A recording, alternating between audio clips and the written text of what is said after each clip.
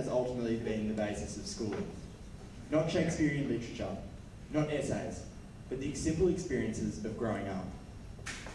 From year 7, we have all been asked to make critical decisions that have led us blindly to this point. Personally, the decision to drink or not to drink, there was no confusion. I enjoyed the luxuries of 18s and the break from arduous hours of study. I was balanced, not reaching the airy heights of monk-like study rituals, but not falling into the depths of party-hard weekends. To date or not to date? That was the question. Ladies, was it safer to partake in a relationship with one of the lone wolves from across the courtyard? Or one of the rubbish rebels that lurked the senior kitchen? Or was it simply safer to adapt to a picnic table under the sunshine with our girlfriends, where life was sweet and such worries didn't exist? In male terms, the lone wolf is a strange breed. It sits apart from relationships in the harsh wilderness of the senior courtyard. The strange philosophy, however interesting, was not our greatest concern. The imminent threat of the HSC placed upon us a greater need in question: whether to study. I loved study. Sat down every night and enjoyed at least 2 tasteful hours of the delicacies most often served by Mrs. Cohen. I think this reflected in my marks, and the comment made, "How could you cut your essay down? You had nothing to start with." If they had have asked me about the dramas on Packed to the Rafters, I could have referred to Facebook chats with the girls. If I needed to know who had done what to whom, friends were only a message away. But in the long-term task of study, nothing was so simple. Over the past year, our group have embraced the seductive sounds of the song I Like To by Hot Rod, featuring Tila Tequila and the dramatically romantic undertones of Taylor Swift's Love Story. We've journeyed through a range of hairstyles from light to dark, fringes, layers, and admired the shiny bald surfaces of our charitable fellow peers, Andrew Otis, John Vardy, Nathan O'Brien, and Mr. Daniel Ewin. Hair for the boys extended beyond that found atop our crowns. From the shaving of beards to the trimming of body hair, all looks were explored. Yet some things should have been left alone. The emergence of facial hair often involved an archaic manhood ritual, proving our manhood through the patch of fluff grown upon the chin to the corner friends. School was a proving ground on which some would shave legs, dye chest hair, talk story, or throw food to set oneself apart.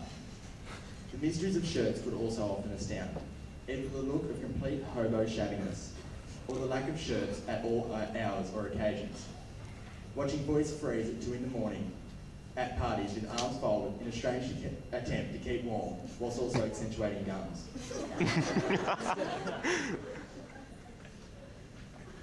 When the outside world was shocked at the death of Michael Jackson this year, the students within the gates of the CCB were also shocked when our courageous Andrew Otis took on Michael Wayman in a series of arm wrestles. Surrounded by 50 of his fellow peers, we cheered and recorded footage of Andrew as he accomplished yet another of the many challenges encouraged by all of his friends. Otis, you are a legend. In a similar fashion, we could all be equally amazed at Narduso's shirts. Those that should only be found in a suitcase on a flight to a tropical island. Education is what brought us together, but it was not what sustained us. The simple pleasures of teachers treating us as adults, and in turn, us realising they were not omniscient or powerful beings. They could be human, and they sometimes, quite infrequently, very rarely, make mistakes. Enthusiasm wavered in regard to class attendance, some rushing off to subjects with whisk and bowl at the ready, whilst others lingered in the hallways when it came to subjects that required agar plates or protractors. The maths photography rivalry forever remained. The worthiness of our beloved photography was a worth that the mathematicians of our year could never quite comprehend. However, all subjects were put aside and books closed when it came to the subject of gossip, which was attended by all every recess and lunch. The major topics discussed in these lengthy lectures included hookups, breakups, punch-ups, dancing, drinking, dating, make-ups, make-outs, and other such mayhem. And the subtopics of these were numerous. A lot of the time, it didn't matter what you talked about, just so long that you had someone to talk to. The role of friends throughout our senior years became the most important one. whether it be sharing a 50-cent bag of sunfruits, a bite of a pizza rounder, lending a ballpoint pen, or to help bear the weight of the looming HSC.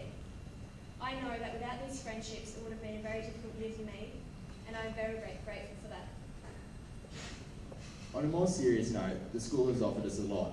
As a Christian community, it has given us the structures to grow, and the teachers have enabled us to reach our full potential.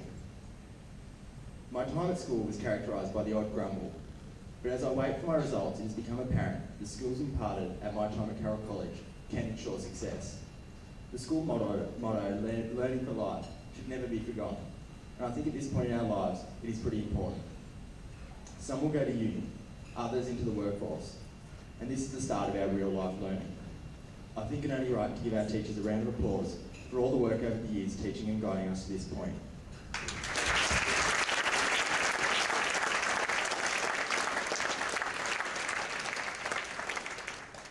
Carroll College will be missed.